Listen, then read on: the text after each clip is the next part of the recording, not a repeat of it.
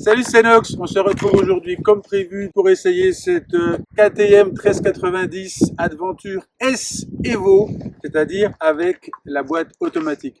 Alors je parle fort parce qu'on est dehors, mon micro ne marche pas, je sais pas pourquoi. Il y a du bruit, il y a du vent, il y a un chien qui gueule, il n'y a rien qui va, mais bon, c'est comme ça. Alors sur cette boîte auto, on peut passer les vitesses avec le sélecteur, avec les palettes plus-moins ici, et on peut également rétrograder en tournant à l'envers la poignée d'accélérateur, et ça c'est très pratique. Un point que j'apprécie pas trop, c'est l'écran. Autant il est bien techniquement, et on va voir dans le détail dans un petit moment tout ce qu'on peut faire avec, autant le truc que j'aime pas, c'est qu'on n'a pas la place pour rajouter un écran supplémentaire pour la navigation. Alors si on peut le mettre en bas ici, peut-être un petit en haut ici, mais voilà, on n'a pas vraiment de la place comme sur la plupart des autres gros trails routiers. Ça m'ennuie un petit peu. Alors après, KTM propose un système propriétaire de navigation, donc une sorte de GPS qu'on peut également coupler à son téléphone, mais c'est comme BM, c'est propriétaire, c'est pas un truc que j'apprécie beaucoup. Je préfère quand c'est un écran à part, mais bon, ça a au moins le mérite d'exister. Donc ici, on fait le tour de la moto. Je suis passé en voie off parce qu'il y a vraiment trop de vent, ça m'énerve. On voit que la moto est plutôt très fine, comparée surtout à une GS Adventure. Et le réservoir, on le voit pas trop, mais en fait, il est en bas, on en reparlera. Et voilà, le deuxième point qui me plaît pas trop, c'est le pot, qui est tout simplement énorme. Alors même si on met un pot à cra, à ro ou ce qu'on veut, ça reste très gros. Là, on le voit de derrière. Et franchement, le problème que j'ai avec ça, c'est les valises, puisque bien évidemment, vous l'aurez compris, on n'aura pas la place de mettre des grosses valises. Concernant la selle, il en existe plein de modèles. Donc voilà ce que donne l'écran allumé. Avec moi en miroir, c'est très joli. On peut tout faire avec l'écran tactile et également avec le Komodo. Donc là, si j'utilise le Komodo qui est très pratique, je peux switcher parmi tous les modes. Et si je veux en valider un, j'appuie longtemps sur le bouton. Et voilà ce qui se passe. Crac, c'est bon. On est passé en mode sport. Donc voilà comment ça se passe avec l'écran tactile. On peut switcher entre les différents modes. C'est extrêmement pratique et en plus on voit les réglages de base directement sur chaque mode. Donc franchement cet écran il est vraiment super bien. Et là pour chaque mode on voit qu'on peut régler l'ABS, on peut régler le traction control, on peut régler la boîte de vitesse, on peut régler la précharge d'amortisseur, l'anti-plongée, etc., etc. Et là si je veux changer les réglages, je fais retour, je fais menu. J'arrive sur Ride et là je peux modifier tous les paramètres dont on vient de parler. Donc là on voit qu'on peut aller dans tous les détails, menu, sous-menu, etc. Et par exemple là pour l'anti-patinage, je peux choisir je glisse ou je glisse pas. Le frein moteur par exemple, je peux choisir si j'en veux un peu plus, un peu moins. C'est franchement topissime. Par exemple, la précharge ici, on voit qu'on peut la régler de haut en bas, le pourcentage qu'on veut, c'est un truc de fou. Et ensuite, je vais pas aller dans le détail de tous les réglages parce que on en aurait pour une heure. Mais enfin, on voit bien que tout est paramétrable de manière extrêmement facile, très conviviale. Franchement, c'est beau. Alors je peux faire ça bien évidemment pour chaque mode et il y a même des modes personnalisés où on peut aller beaucoup plus loin dans les réglages, genre les suspensions, la compression, la détente, etc. Enfin, faut pas non plus aller trop dans le détail et faire n'importe quoi, il faut savoir ce qu'on modifie.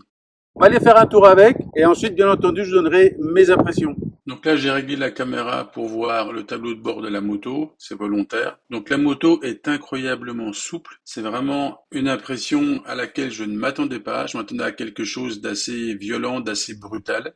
Et en fait, sur cette machine à boîte auto, il faut savoir que la technologie employée, il y a un convertisseur de couple en plus du shifter électrique, on va dire, comme à Yamaha. Et très sincèrement, j'ai essayé toutes les motos en boîte auto, que ce soit le DCT de l'Africa, l'ASA de la BM, l'YKMT de Yamaha.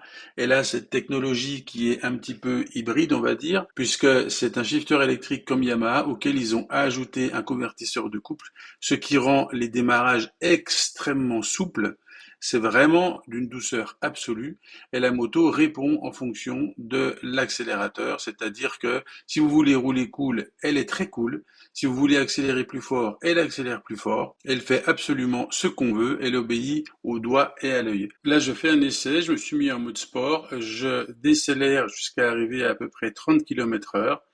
je réaccélère plutôt fort et en quelques secondes, je suis à une vitesse que je n'oserais pas dire et que je cache sous peine d'aller en prison à vie. Ce que je peux vous dire, c'est que effectivement, ça pousse fort.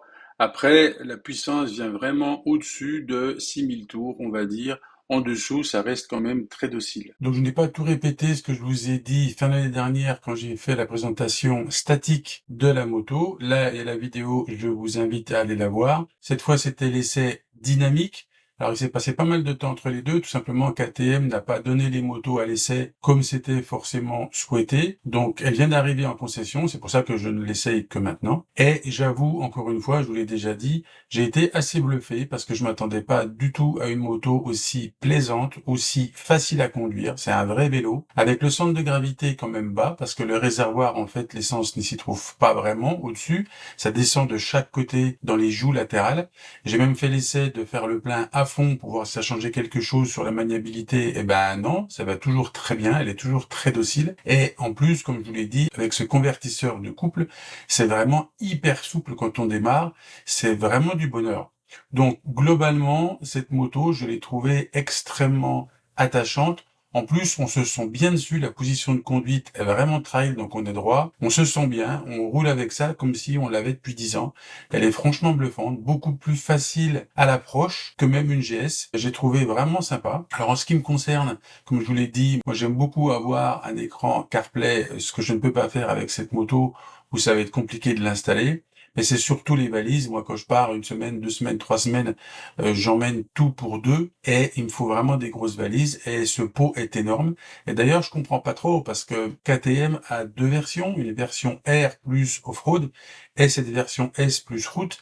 Donc, qu'on mette rien sous la moto pour ne pas risquer d'abîmer avec les cailloux, etc. pour la version off-road et que le décatalyseur et le pot soient en sortie, je comprends tout à fait. Mais sur cette version route, je ne vois pas trop l'intérêt d'avoir tout dans ce pot. Alors, ça fait pas faire un redesign, je comprends bien, ils ont fait un truc standard, mais c'est vrai que c'est un petit peu dommage au niveau capacité d'emport. C'est ça qui me gêne le plus. Mais ça, ce n'est que mon problème à moi. Je n'ai absolument rien à reprocher à cette moto.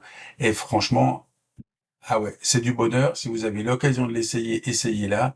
C'est vraiment quelque chose. Alors, je remercie bien évidemment la concession Moto Attitude à Grasse pour m'avoir prêté cette moto. C'est vrai que ça fait longtemps que je l'attendais. J'ai vraiment kiffé. Alors, niveau tarif, je ne vais pas en parler parce qu'en fait, il y a tellement d'options possibles et imaginables que les prix, si vous êtes 50 à l'acheter, il y aura 50 prix différents. Globalement, c'est moins cher qu'une GS. Ça, c'est sûr et certain. Après, le prix peut, comme toutes les motos, monter assez vite en fonction des options que vous prenez. Voilà, j'espère ne rien avoir oublié. S'il y a des choses que j'ai oubliées, si vous avez des questions, bien entendu, posez-les dans les commentaires. Profitez-en pour mettre un pouce et pour vous abonner. Et dans l'attente d'une prochaine vidéo, je vous souhaite une bonne journée.